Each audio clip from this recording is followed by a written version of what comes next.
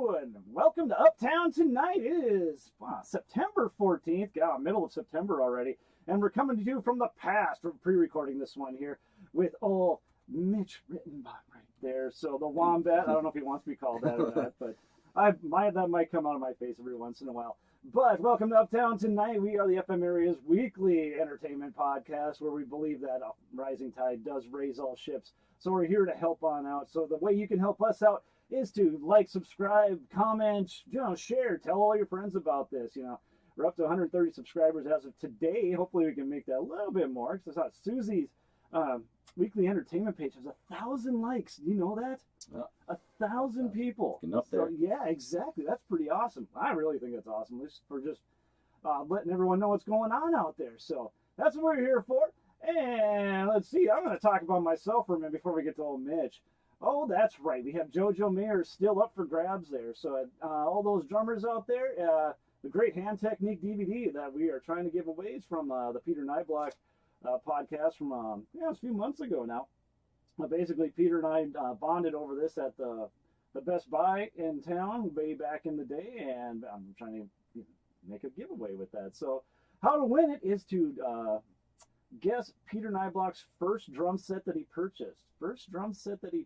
Now, uncanny, I bought not the exact same thing, but the exact same brand of drums. So it was the first one I ever purchased myself. So there's that. Put that in the comments or email us at uptowntonightpodcast@gmail or whatever else, and I'll make sure to get it to you any which way I can. And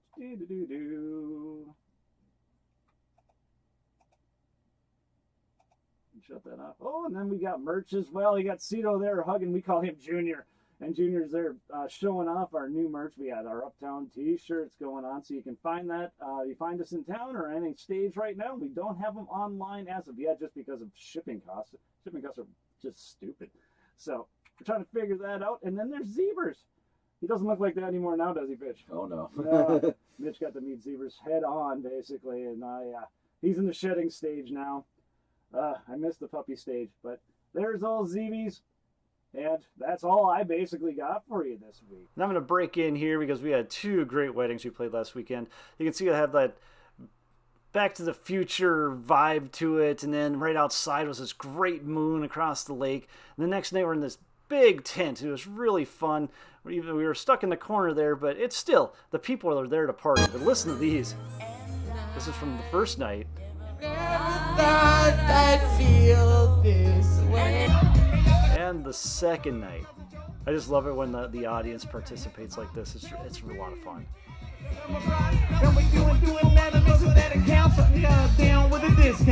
But let's get to Mr. Rittenbach. How you been doing, man? Just chilling.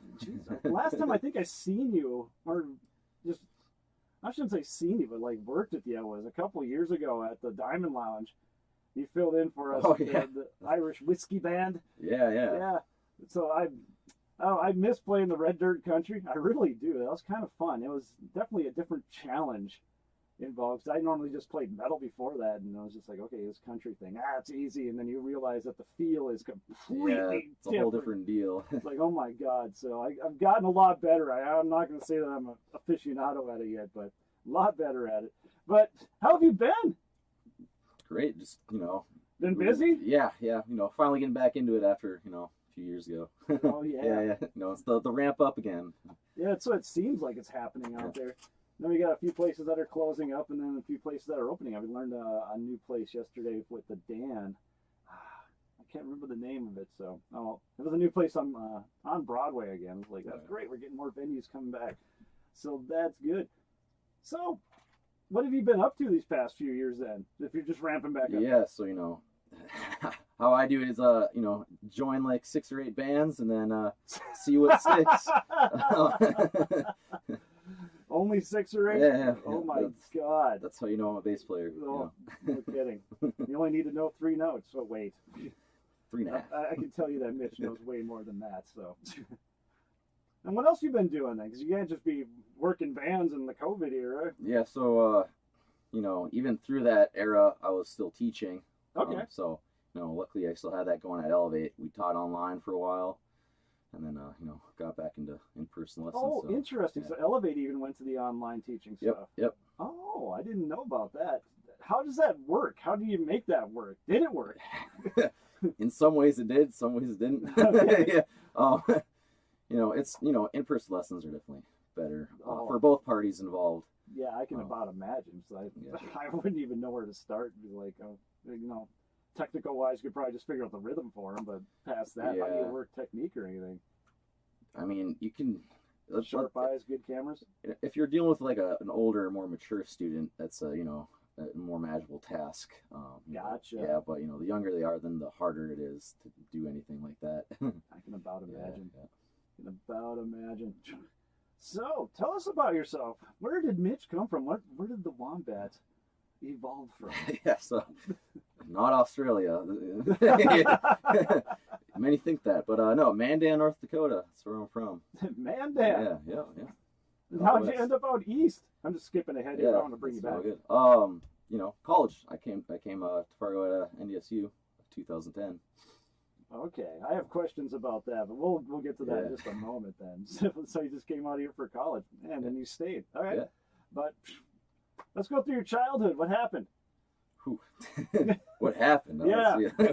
What turned you into this? My parents, I don't know who, when, or why, but they got me into doing music and stuff. From a very young age. I think I took like violin when I was 4 or 5 or 6, something like that. Oh wow! So that was my first instrument.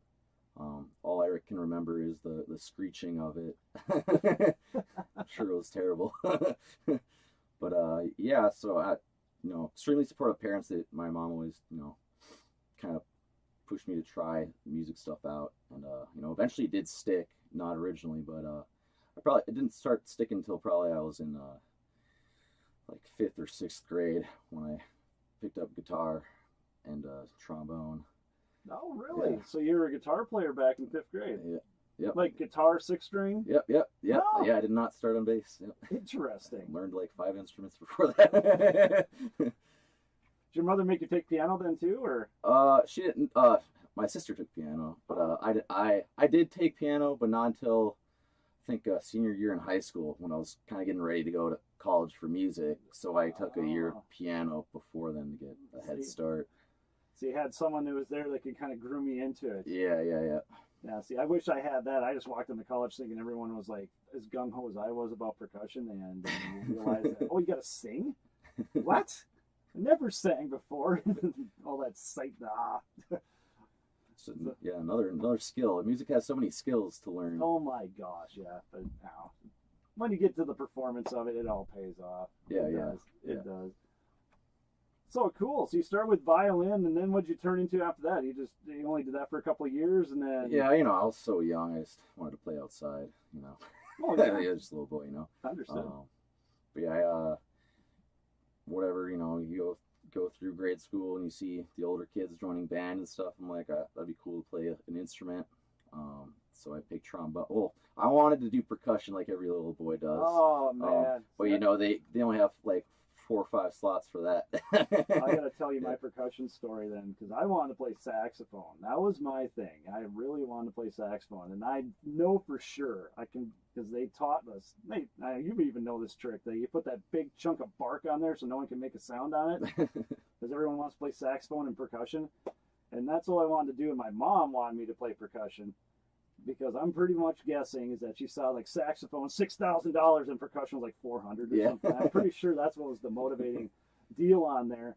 And since I had a bunch of piano behind me and everything else, I was able to do everything that they asked me to do for percussion. So the band director and my mom pushed me into playing percussion. I didn't want to do it. Yeah, totally the opposite. But here I am. Oh, fun. Yeah, so trombone, how the hell did you end up on trombone? I mean, whatever, you try the drums and you're like, you only got 4 slots, so try other stuff. And I had a big class at my school, so I don't think I even tried everything out, but I just went over, tried the brass mouthpieces. I couldn't buzz through the tiny French horn or trumpet mouthpieces, but I could do the the trombone and tuba. So Trombone. those were the options. Tuba would be awesome. Still love that thing. But, I was down with the sliding. And here I am. I just got a fretless bass. I'm still sliding. Perfect. Yeah. All right. So then you're playing. Like, when did you start guitar? Yeah, that was were you taking lessons and all that fun stuff, or? Yeah. So it's one of those things that makes you feel old and young at the same time. I saw the School of Rock with Jack Black. Oh my yeah, God! Right? My kid made me watch that over and over and over and over again. And I was like, hey, now I want to try guitar. So there you go. So that's how I got into guitar. No, I was taking lessons privately with Doug Klein. Oh, Yeah. I even know that name. I'm not sure if I actually met him, but actually I know the name. He I don't know if he still does, but he taught guitar at BSC. Okay. Adjunct and stuff like that. Cool. So what led you from going the guitar to the bass, going to the dark side there? When I was playing guitar, I was just learning a bunch of songs. That's what I would do. I'd get off the bus from school and go on the PC and learn songs. You know what I'm going to ask next. What's up? What songs are we learning here? I can about imagine. Yeah, I mean, Green Day, Blink-182. The classics now. Yeah, It's really sad to say. What else? Some Led Zeppelin. Gotta learn Stairway to Heaven. Of course. Yeah. A lot of classic rock too. So.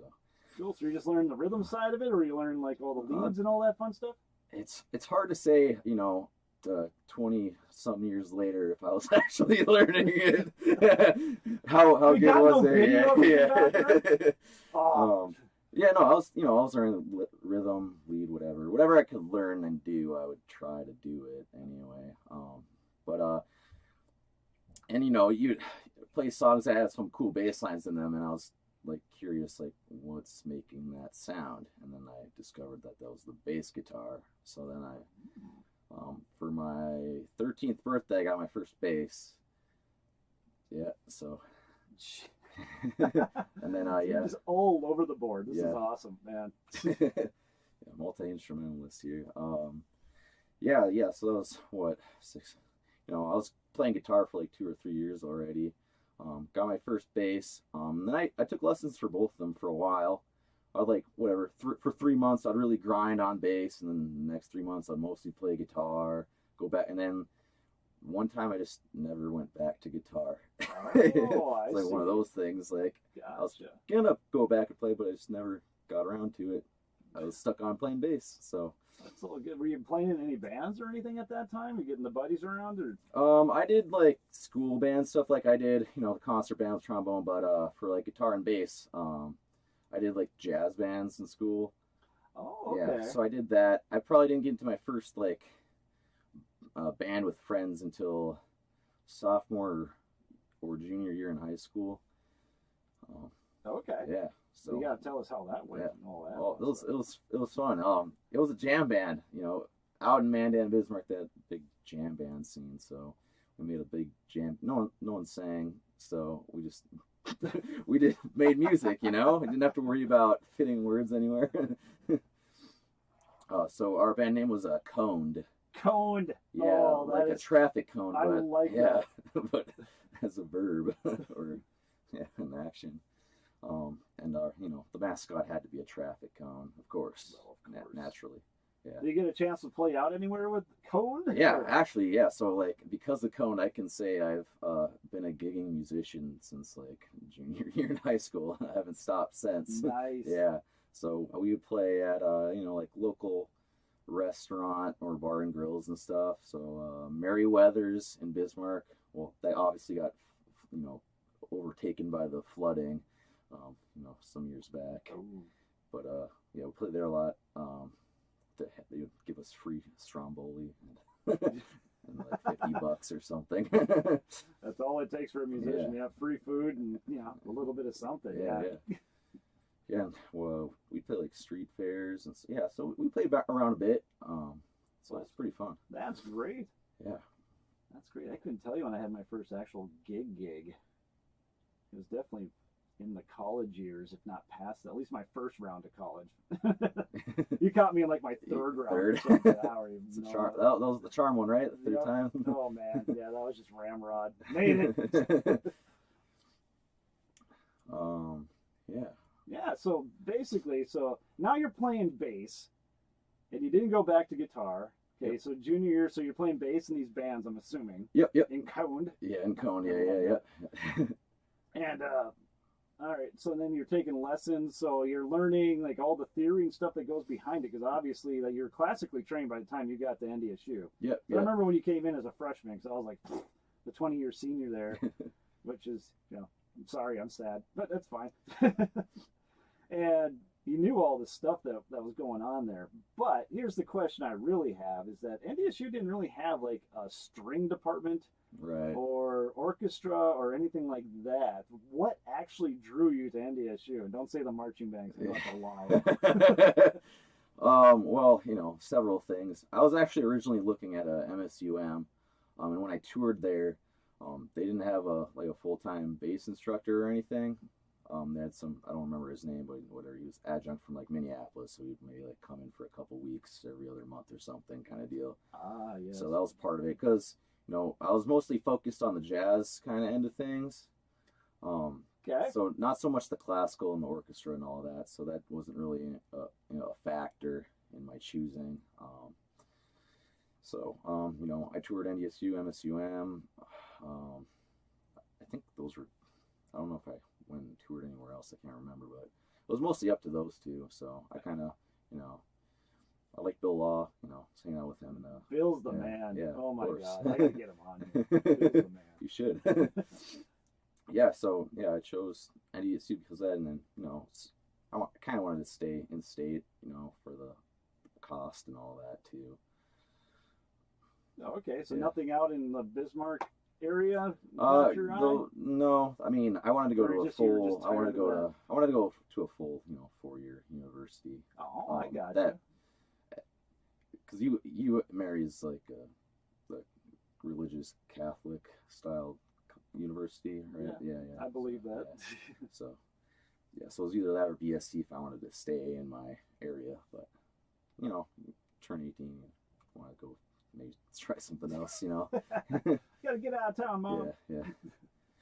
Yeah. So that's cool. So mainly like the jazz bands are what kind of drew you in there. Yeah. So I was focused and on Bill Law, of course, man. Yeah, I was focused on electric bass and jazz. I really, at that time, I was like really into like jazz fusion and stuff. So that's mainly what I wasn't planning on learning upright or anything originally. I don't think, but then, or maybe I was. Like I said, that was a while ago. But then I got an upright bass too once I was in college. That was a chunk of change. Also a liability. Just like Duster. Yeah. I remember one of those winters. It was like 2011. It was like negative like 60 with like 50-mile-an-hour winds. I'd walk up the hill both ways to school. Seriously now. Yeah. No, seriously though. actually, there was no hills, but there's nothing blocking the wind either. Students walking in and out of the music department room, or the music department, they don't have room temperature climated rooms because we didn't have an orchestra. Yep. But I kept my bass in the the library room. Which is right next to the entrance from the south side. So anyway, lots of heat, dryness, and big crack up the middle of my upright bass. Oh. $860 fix. $860. It was a carved wood bass, so yeah. So when I say it was a liability, it was. Did eventually sell it, so I don't have to worry about that anymore. So you don't have an upright bass anymore? No. I Put that off the table. Yeah. Originally I wanted to do everything, play upright, play electric, play key bass, just be like very versatile in that sense. Gotcha. And then, you kind of get this is what I do kind of thing. Yeah. I get it. So going through college there, I know you were in a few bands back then, and I always pictured you as like the metal kid. You're always like the metal. Yeah. You're always wearing black and stuff like Still that. am. So that's where I thought where all your technicality and all that stuff came from. So Yeah, I mean, you know, learning metal, you know, definitely pushes the boundaries technically and music theory as well. yeah. So if you're learning Green Day and all that on guitar, what were you working on when you're playing bass?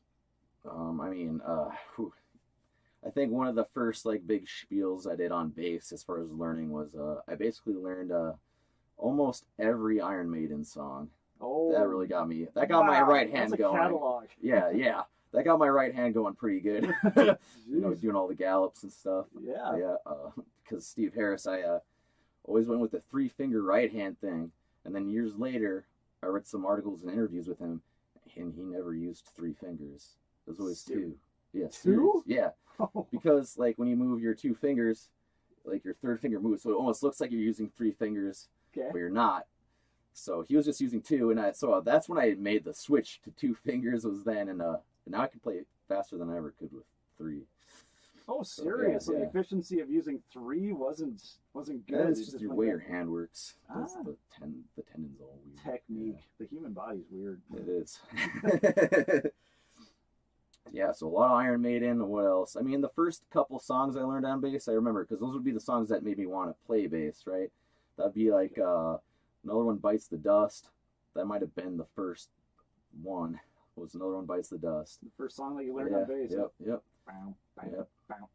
Yeah, I remember my church youth group had me come in and show like me playing bass, and I was just jamming that song. Make a little prayer with it or whatever. Hey, that's Yeah. fine. Actually, yeah, that would be my first gigs. Is that we were playing for a church talent show. We went up there with a friend of mine who's no longer with us, and I think it was my younger brother at one point was playing guitar and whatever else. That was probably the second I went up there. And we called ourselves Zodiac. Nice. We were playing like 50s tunes, but in a really rock style. It was really aggressive. More rocking than rolling. Yep, exactly. Yeah, Another One Bites the Dust. For Whom the Bell Tolls. Oh, there we go. That's classic there. Taught myself that. You got Steve, I don't know, Cliff and all right up there. Yeah. Taught ourselves how to play from that tape. Yeah, luckily I didn't have to deal with tapes. I could just go. Exactly. Technology is like, it's crazy. So I remember when we were growing up, like learning how to play a tune, and we all talk about it. It's just like, how did we figure this out? We didn't have YouTube. We didn't have any of that stuff. You had Guitar Magazine if you wanted to read tabs, and like maybe your friend knew how to do it. And every once in a while you can pick it up off a video, but that was very, very rare. Yeah. You could actually watch a video that was clear enough for you to figure out where like everything was on the frets. So I'm guessing you didn't have to deal with any of that. Yeah, by the time I was learning, you know, was probably like 2000, 2001. There's internet. I mean, Ultimate Guitar just started at that point, but I was there. But I was there at that moment. So, and I used the heck out of it. You know, that's how came off the bus from school, learn songs. That's what, get on the PC, pull up tabs, pull up whatever. What did I use? Because YouTube wasn't around yet. I used like whatever. I rip my CDs onto the PC and play them through the speakers and stuff. Oh, of course. Yeah, ripping CDs. Yeah. I remember that. Or play streams. They had like MTV streamed music. I remember they had like a radio stream kind of deal. MTV did? Yeah.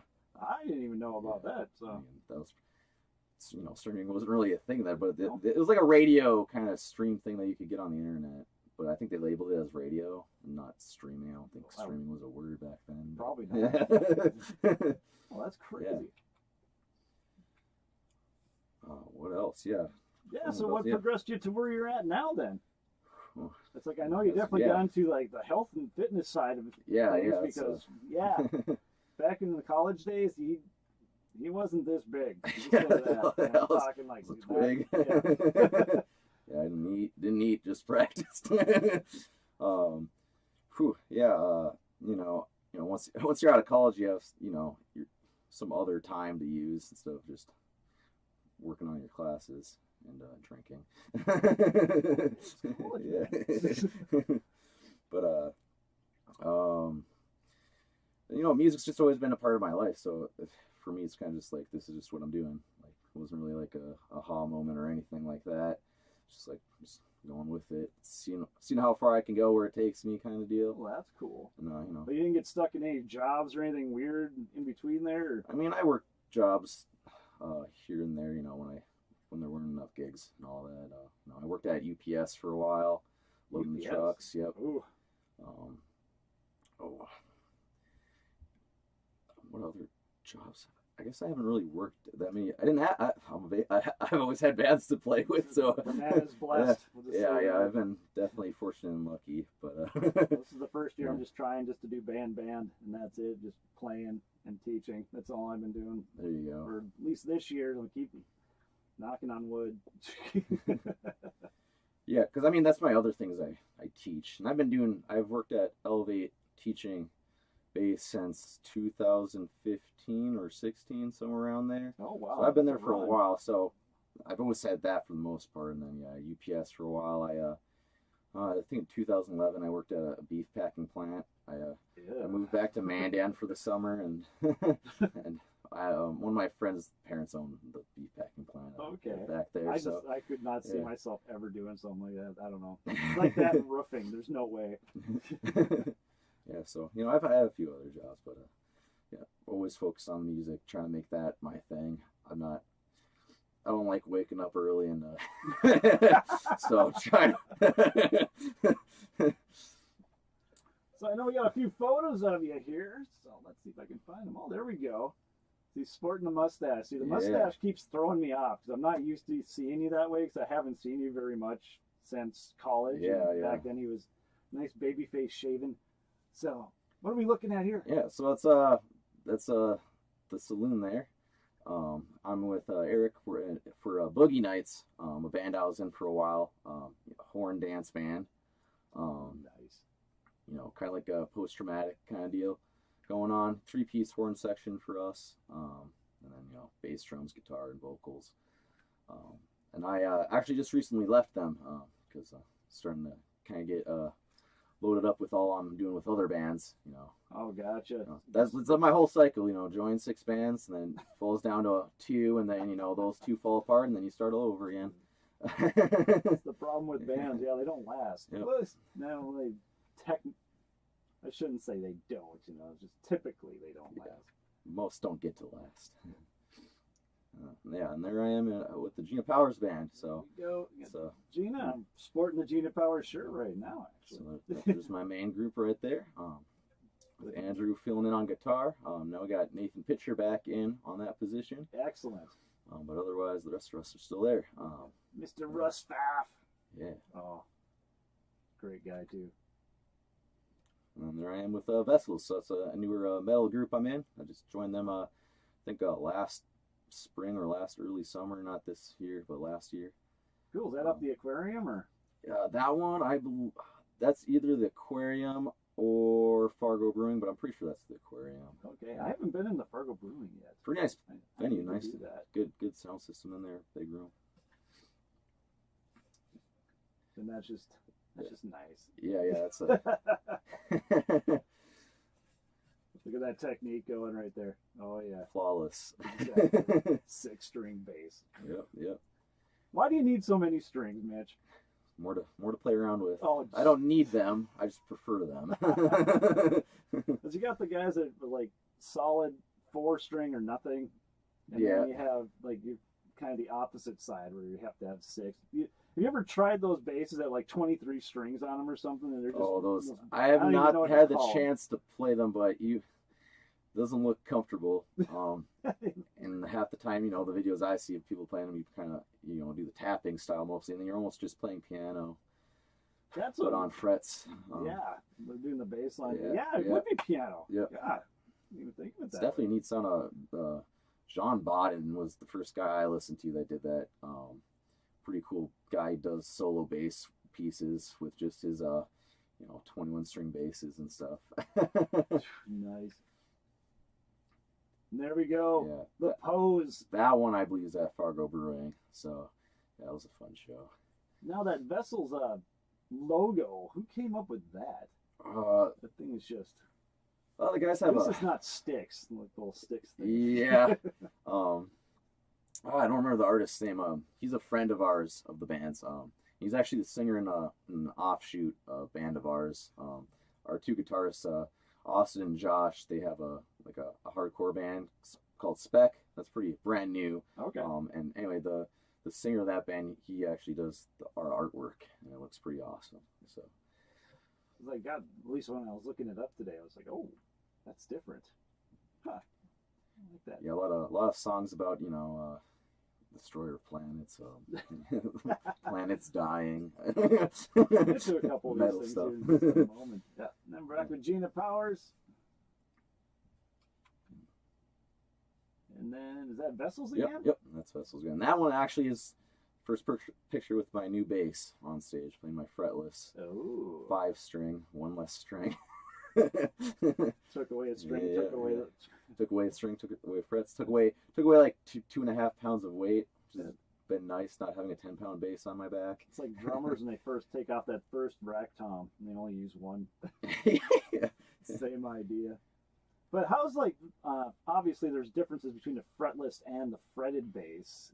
Is it easy to maneuver over to that, or is that just a whole new learning curve? Or I mean, there's definitely details to the technique and stuff you gotta do differently than you do on a fretted bass. But a lot of stuff, like your right hand's not doing anything different. Yeah. Left hand, some fretless basses have like lines across the whole fingerboard and stuff, and that looks tacky as heck. My bass has like just mini lines on the side, which is very helpful and plenty, but it doesn't ruin the aesthetic either. But yeah, they definitely come in handy. But you still have to have a better hand positioning, and some of the stuff I could do on fret bass, where I could do a lot of notes at once or in succession with a certain hand technique. I can't do that on the fretless because my fingers would be off by whatever 2 millimeters, and now I'm like 10 cents flat or sharp. all that fun stuff. Yeah, so there's stuff to fix there, but for the most part, it's actually been an easier transfer than I thought it would. This is actually not my first going in on fretless. On my first bass, once I got my second bass, I'd made my first bass I took the frets off actually and so you filled did the it in. Jaco Pastorius. Yeah, but except it was a P bass, so so it just sounded like I was playing some old Motown or something. Nice. But yeah, so I was like, yeah, this doesn't sound like Jaco, and then I sold it, got rid of it. So what's I'll ask you that in a bit here, but there we go. Back to the 6-string, and you're having so much fun. Yeah, Are you just recording there? Yep. That's Kevin's recording studio out by Osage, Minnesota. That was when we were recording Departure, our last full-length album released with the Gina Powers Band. Oh, okay. Yeah.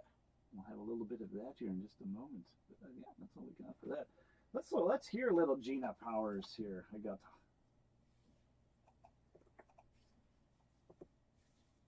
I got to do some band.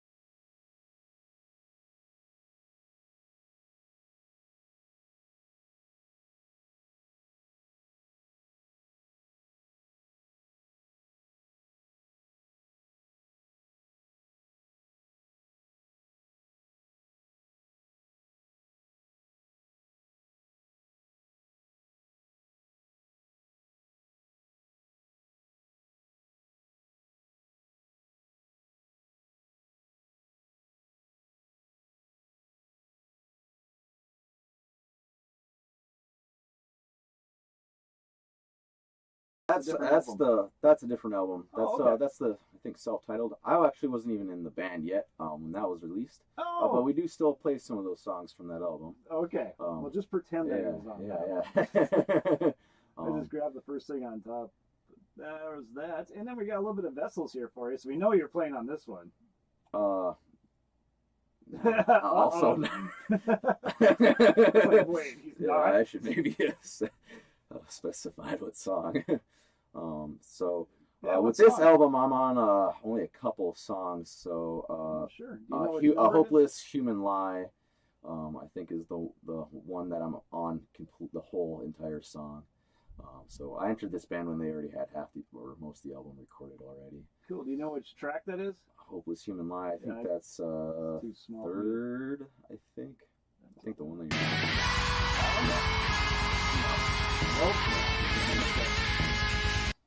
This is what live Or- makes it more fun.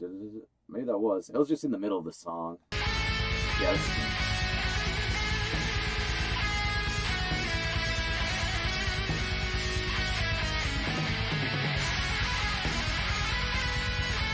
This is what I always imagine you playing.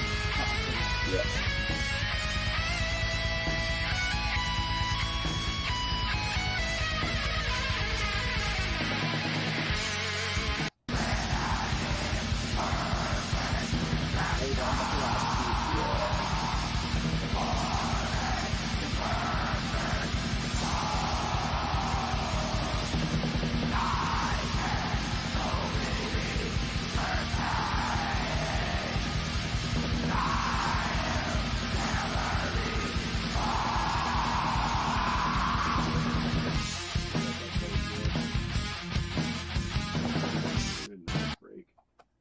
I like it. So there's some Vessels for you. See, that was my 90s. You didn't listen to the radio at all, and basically the whole thing was is that if you could understand the lyrics of what they're singing, that's not what we were listening to. Yeah. So, Agreed. exactly like that. I wouldn't call it screamo, but it's definitely not thrash. It's got some essence of thrash in there. Yeah. I mean, it's just some old school death metal kind of influence going on there. So, yeah, that's good. But before we get into the weekly report here, I'm going to ask you this question. What brought you back to doing fretless bass? And I'm going to let you think about that just for a moment here. So, why did you go back to fretless bass? What was the point of that? So, here we go. See you now. We miss you, man. But here's the weekly report.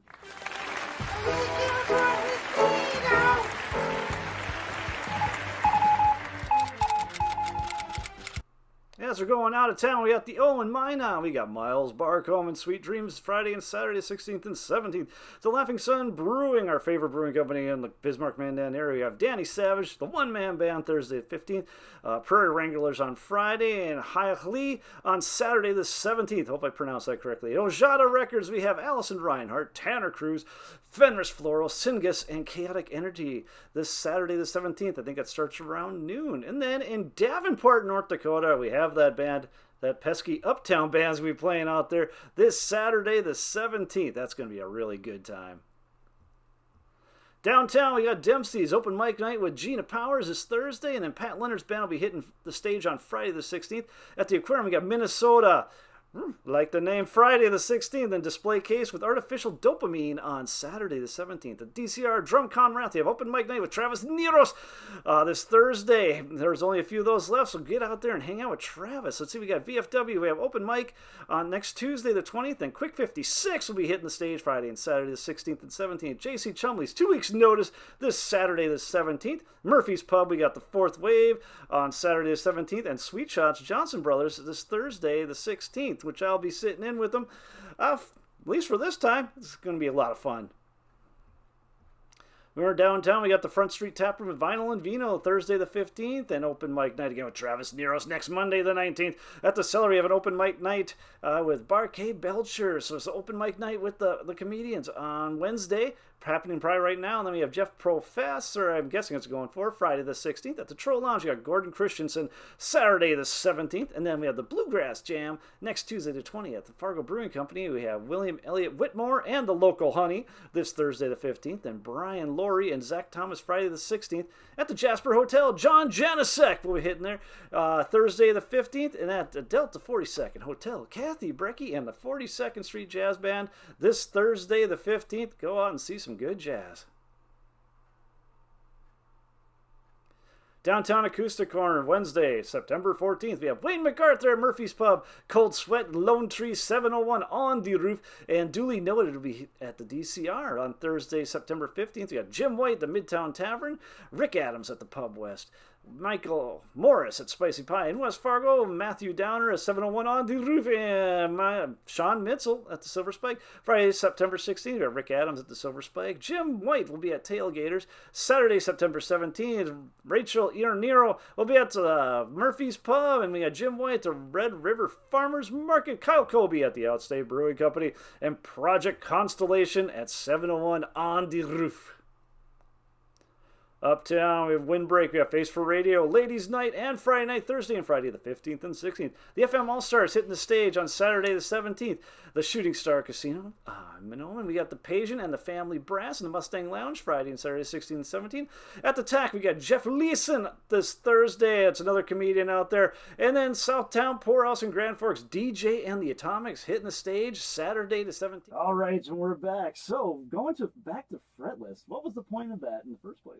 Well, a lot of my bass influences and the kind of like the tone I go for, a lot of them use fretless bass. So, I'm already like most of the way there. I'm soloing the bridge pickup, playing down by the bridge. So you're a tone guy?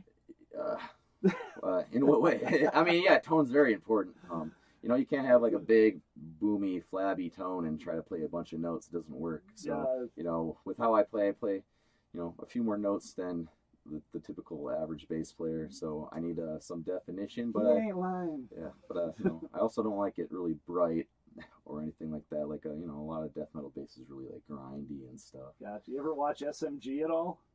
No. No, it makes fun of the bass players constantly, and he always makes fun of people just working on that perfect tone because I used to be that. It never translates. Yeah, I used to be that. I'm totally not anymore because now I know it's like okay.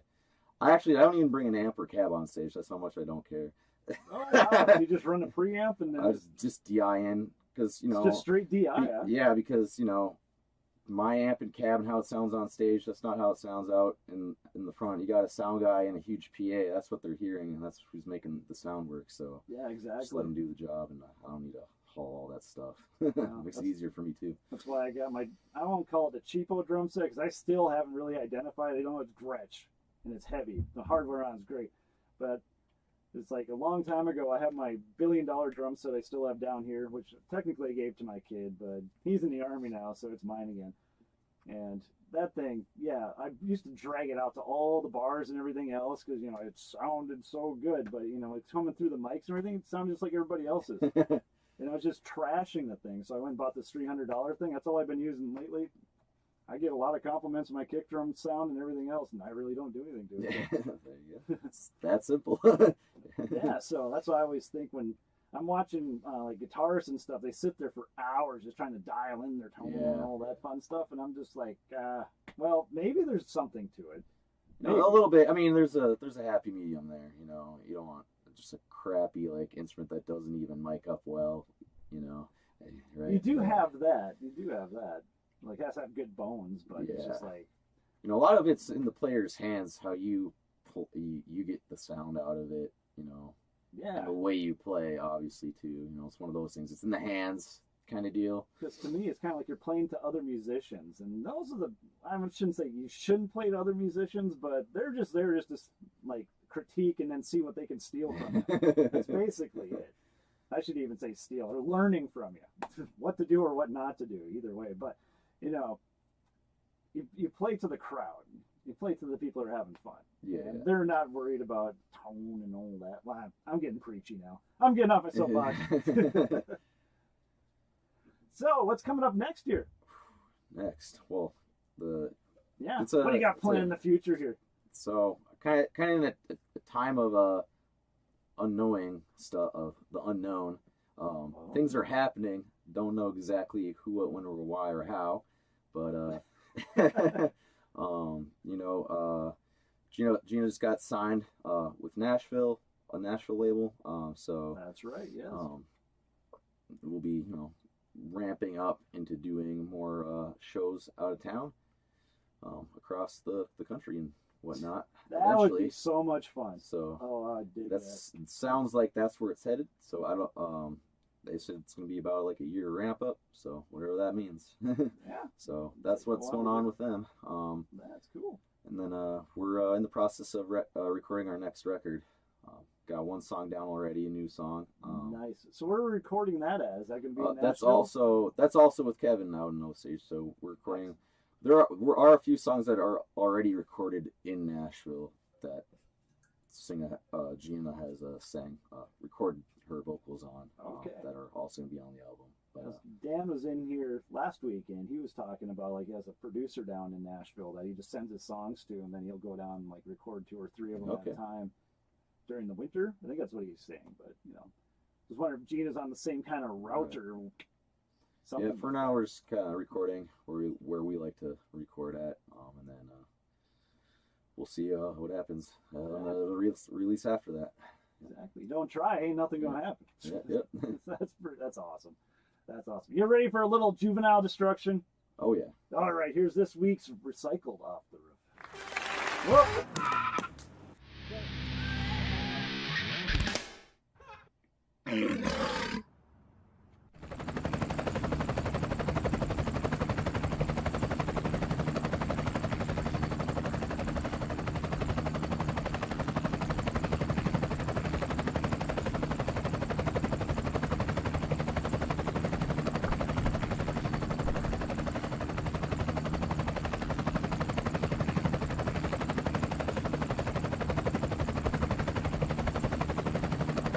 It's so dumb.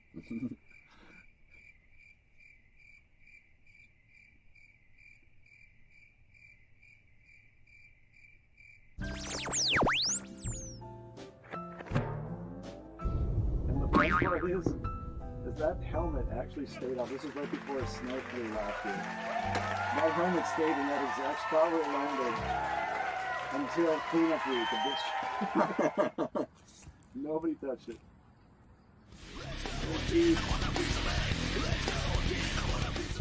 That was perfect aim too. You're hired. Sweet son, we're back. So that's this week's Recycled Off the Roof, mainly because I'm sure Mitch saw it on the way in, is that I had to do some work in the basement here, and we still have a ton of garbage out in the front, so we're getting it cleaned up. It's just taking time. I wish I'm just too cheap to get a dumpster. So we're just recycling that stuff. So yeah, that was one of the dumber ones. I just grab things randomly now, and I don't even know what the heck I'm going to be playing for the Off the Roof. So yeah, that makes it a little more exciting. You got the baseball helmet one that everyone knew was going to happen. So all right, so you got all that coming up. So you have anything coming up with Vessels or anything? We're gonna be out in Bismarck by the Hillside Skate Park on September 17th. It's a all-day festival, music festival, cancer benefit show. Nice. So that'll be pretty cool. Going back to my home region, playing some metal. Go see the guys again, or gals, or whatever. You still have friends back there? Oh yeah. Yeah. And I've actually been seeing them a little often now. Now I'm playing bigger shows. I played the metal festival at Fargo Brewing a few Sundays ago with August Burns Red headlining. So you're lucky. I wish I could have seen them, except I had a dress rehearsal I had to go to right after I played, so I didn't even get to stay and enjoy it. Yeah, what? that was. I'm still bleeding from that a little bit. I am sorry, Mitch. Yeah, man. Oh well. Well, there it is. So, you got anything left for the good of the order? Where can we find you at? That's a good question. Where can you find me? Well, I teach at Elevate.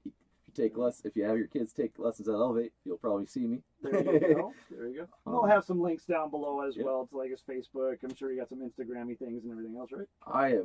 I lie pretty low. I just have Facebook, just my own normal friend. The old boomer book. Yeah, boomer book. The GinaPowersBand.com. We have our website there. Vessels, we have a Facebook page, we have Instagram. Got all There you go. So get out there and see these guys. Definitely support the scene. Do all that, everything that you can do. And you can find us at Uptown Tonight Podcast at Gmail or UptownBandFargo.com. And then I'll have all the stuff for the band Uptown and this podcast as well. We're on all the Instagrammies and Tiki-Taks and all that other fun stuff, either under Uptown Band Fargo or Uptown Tonight Podcast, and both of them should be good on those. And then we'll show you what we're up to that week or whatever else is happening. So remember, if your drummer's got more charisma than your front man, your band just may be in trouble. But that's why my band's doing just fine. So until next time.